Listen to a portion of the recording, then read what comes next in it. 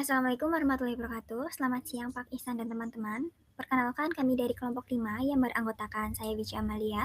Saya Yudhija Wijaya Budi Putra. Saya Anas Subran Sajamae. Saya Wahis Tanisi. Saya Maria Kunti Sanagi. Oke, pada kesempatan kali ini kami akan mempresentasikan software desain dokumen pada platform yang akan kami kembangkan yaitu District Drift. Next. Oke, pada yang pertama saya akan menjelaskan bagian project dan description.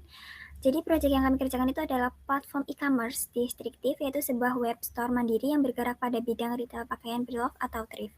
Dokumen yang kami gunakan adalah software desain dokumen versi 1.0 yang disusun berdasarkan kebutuhan sistem yang telah didefinisikan pada dokumen SRS versi 1.1. Sistem ini itu dikembangkan dalam bentuk website standalone sehingga pengelola toko itu tidak bergantung pada marketplace lain. Jadi platform web store ini tuh mandiri untuk mendigitalisasi retail pakaian pre-love atau vintage. Sistem menyediakan etalase digital bagi pembeli dan dashboard manajemen internal bagi admin toko. Untuk tujuannya itu, yang pertama ada optimalisasi siklus inventaris barang thrift one of one. Yang kedua itu sistem transaksi terdokumentasi valid yang admin center, dan yang terakhir itu ada meminimalkan ketergantungan pada platform eksternal. Next. Selanjutnya ada purpose dan scope. Jadi purpose dari SDD ini tuh adalah untuk memberikan gambaran teknis mengenai bagaimana sistem distriktif akan dibangun dan diimplementasikan. Dokumen ini tuh berfungsi sebagai pedoman bagi tim pengembang dalam proses pembuatan sistem. Untuk scope-nya, yang pertama itu ada front web store. Ini tuh berfungsi sebagai etalase publik untuk pelanggan melihat produk yang tersedia. Yang kedua ada backend admin dashboard untuk admin mengelola data produk.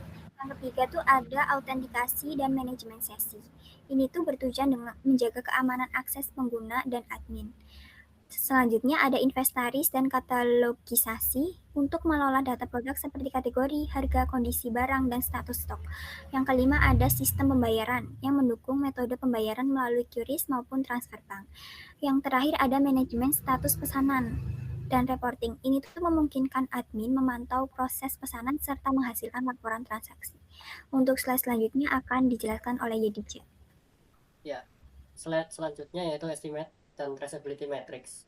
Di sini estimasi pengerjaannya yaitu 152 jam. Di sini ada daftar-daftarnya, bisa lihat sendiri. Nanti kita langsung saja ke traceability matrix dari SIRS ke SSID. Jadi di SIRS ini ada functional recruitment. Kita mempunyai 6, yaitu filter jenis barang, sistem pembayaran, update status pesanan, katalogisasi stok, validasi pembayaran, dan yang terakhir reporting bulanan. Lalu ada juga non-functional recruitment. Sini ada 3, yaitu performance kurang dari 3 detik, autentikasi sandi admin, dan yang terakhir integritas stok.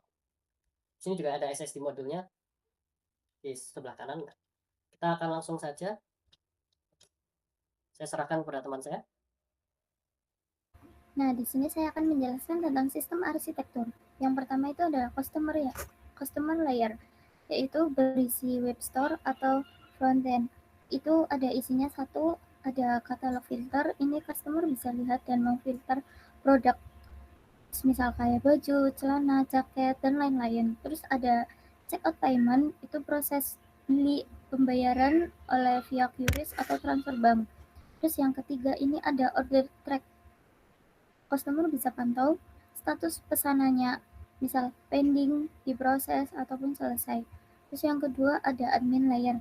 Nah, di sini ada backend, ada inventory management, yaitu berisi tambah atau kelola produk yang dijual. Terus ada payment validator, verifikasi bukti bayar dan customer.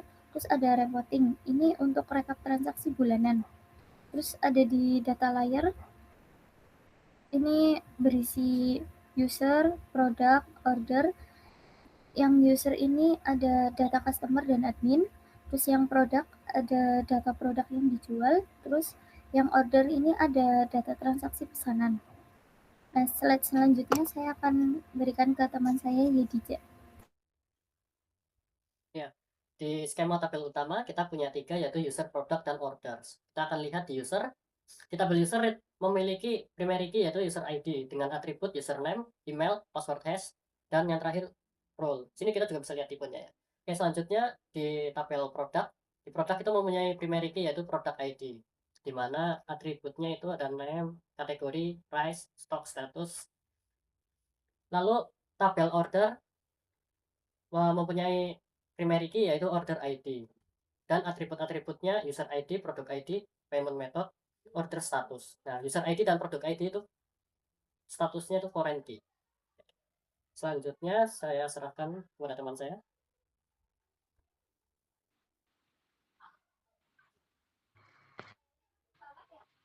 Baik, di sini saya akan menjelaskan tentang customer domain sebagai berikut. Yang pertama ada katalog dan filter.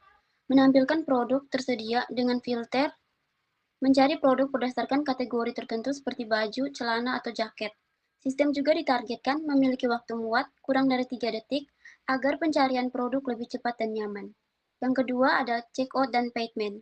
Proses checkout, pilih metode bayar kris atau transfer bank. Setelah pesan dibuat, sistem akan mencatat status pesanan sebagai pending sebagai pembayaran diverifikasi oleh admin. Yang ketiga ada order tracker. Customer memantau status pesanan secara transparan. Status pesanan akan berubah dari pending di proses selesai. Sesuai pembaruan dilakukan oleh admin, customer dapat melacak status pesanan dari proses pembayaran hingga pesanan selesai. Selanjutnya akan dijelaskan oleh teman saya. Ya, selanjutnya kita akan melihat admin dan out domain. Admin dan domain di sini ada inventory management, payment validation, order management, dan reporting. Nah, lalu out domain yaitu yang punya admin di sini itu sandi di hash dengan by crypt.